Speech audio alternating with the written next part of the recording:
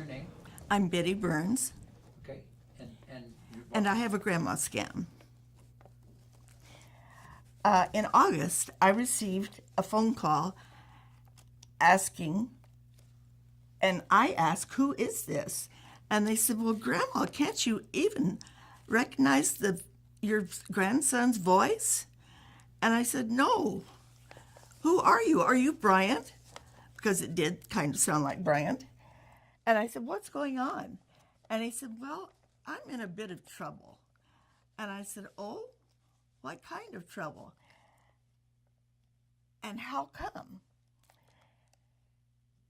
He said, "Well, I had gone out with some of the fellows that I work with after work the other night." And I said, "I didn't know you were working." He said, "Oh, yes, I've been working about a month at McDonald's." And I said, "So what's up?"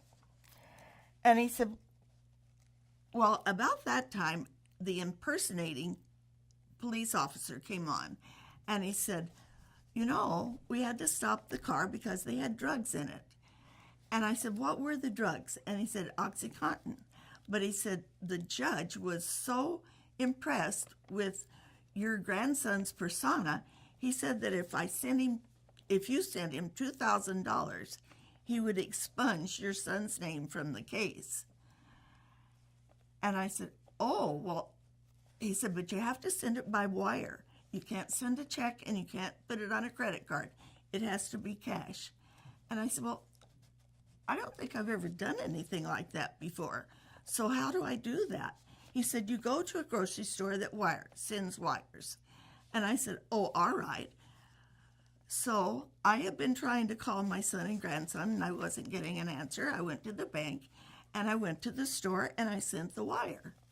And then I went home, and I called my son again, my grandson's father, and he immediately said, "Scam, scam."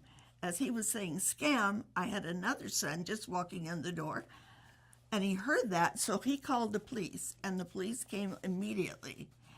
And so as we went out, my son wanted me to tell him all about it, and I said, "Well, I want to get back to the store if I can stop the wire." And the real policeman that was there said, "I'll make a note of this on the way to the store. You do need to get right back."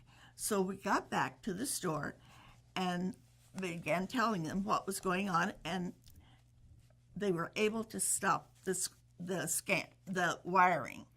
And so then later I called the imposter policeman because he had told me there was a number I was supposed to call when I sent the wire. When I called it, it was a laundry place in Canada, and they knew nothing about what I was calling about. And I needed to send the money to a country in South America. And so I tried that. Later, I called the police because I got a second call from this scammer.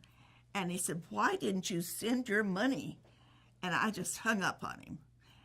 And when I told the real policeman, our policeman, what had happened, he said, "Oh, that's normal, because if they can convince the people that they forgot to send it, they'll send them another $2,000.